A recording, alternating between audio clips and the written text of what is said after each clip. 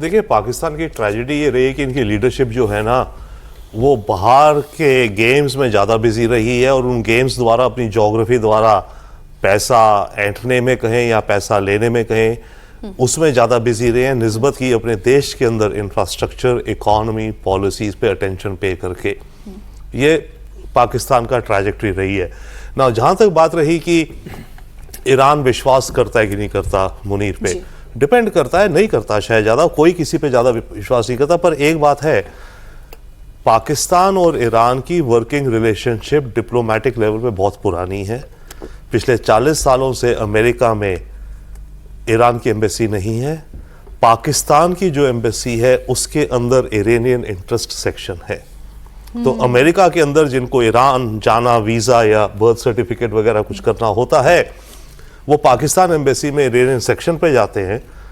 वहाँ पर उसका हेड ईरानियन है और उसको जो गाड़ी मिली होती है, जो डिप्लोमेटिक गाड़ी, वो पाकिस्तान की CD नंबर प्लेट है।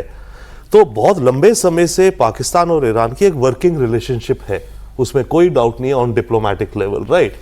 बट अभी जो बातचीतें चल रही हैं, ये तो एक अलग लेवल की नेगोशिएशन डिस्कशंस हैं। और एक चीज और हो रही है इसमें, एक होता है शब्द बार्गेनिंग, एक होता है नेगोशिएशन।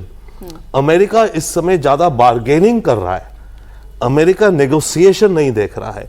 बार्गेनिंग है, मेरे पास ये है, तुम्हारे पास ये है, तुम ये दो, वो लो, एक्सचेंज में इतना, राइट। नेगोशिएशन के नजरिए से देखिए, तभी ईरान बार बार कहता है अमेरिका बड़ी पिक्चर नहीं सोच रहा, हमें और भी चीजें समझनी है, ये वो, राइट। तो ईरान जिस नजरिए से जा रहा है is more like negotiating, America आता है बार्गेनिंग के नजर से।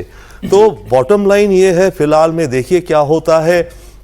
बट अगर कल कोई मानो एग्रीमेंट हो भी जाती है कच्ची पक्की, एक तो हॉर्मुज एक नया जानवर पैदा हो गया इन अ वे, राइट, पूरी गेम में।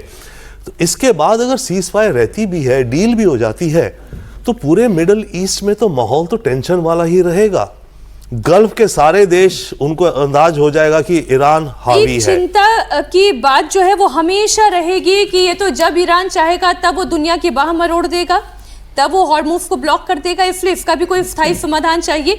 अमेरिका की जो इंटेलिजेंस रिपोर्ट है उसमें आसिम मुनीर को डोनाल्ड ट्रंप प्रशासन के लिए खतरा बताया गया है। फॉक्स न्यूज की इस रिपोर्ट के मुताबिक पाकिस्तान आर्मी चीफ आसिम मुनीर को ट्रंप प्रशासन के लिए रेड फ्लैग यानी कि खतरे का संकेत माना गया है। ये फॉक्स न्यूज की रिपोर्ट है।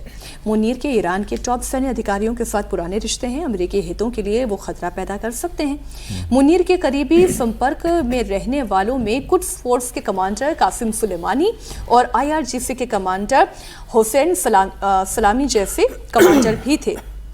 अब इन्हें अमेरिकी हमले में मार दिया गया है, ये तो आप जानते ही हैं, और ये तो रिसेंट हमलों में सब मारे गए हैं, कई कमांडर्स ढेर हुए हैं।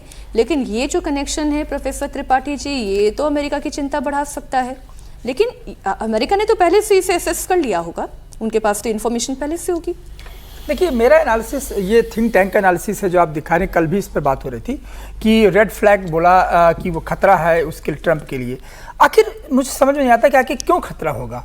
नहीं, खतरा नहीं हो सकता, इसलिए क्योंकि सब कुछ आज मुनीर को सब कुछ अमेरिका दे रहा है। उसको इस पूरे वॉर जोन में एक थिएटर के रूप में सामने लाया कि देखो तुम पीस टॉक कर रहे हो, तुम एशिया में एक ऐसे मीडिएटर के रूप में सामने आ रहे हो, तुम मेरे लाडले हो। तो एक जियोपॉलिटिकल मैपिंग में पाकिस्तान को, अब दुनिया कुछ भी कहे, हम कुछ भी कहे कि ठीक है ये ऐसा है, पाकिस्तान का चरित्र चाल चेहरा ऐसा है, ये हमेशा ऐसे ही करता है, इसे फाइनेंशियल गेन के लिए करता है और करता आया है, इसकी यही आदत रही है। लेकिन सच ये है कि अमेरिका को जानता है कि वो दुस्साहस नहीं है पाकिस्तान के अंदर कि अमेरिका को नाराज कर दे।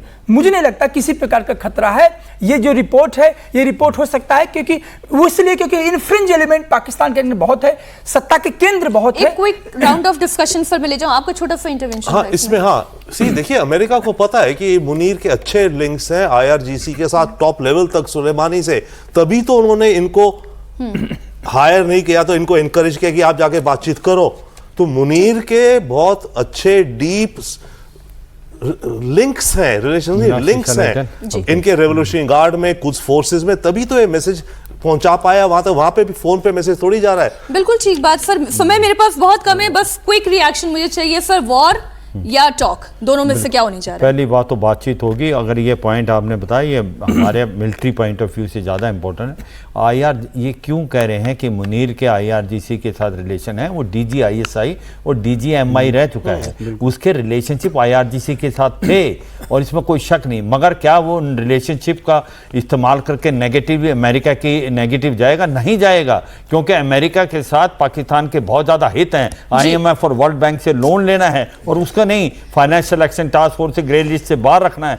तो अमेरिका के लिए पाकिस्तान कुछ भी कर सकता है। और ये जो पुरानी बात सोच रहे हैं कि आसिम मुनीर आईआरजीसी के काफी कदीमी था, जब DGMI DJI से था, मुझे नहीं लगता उसकी वैल्यू अभी। सर समय बहुत कम है, जस्ट वन वर्ड, वॉर और टॉक।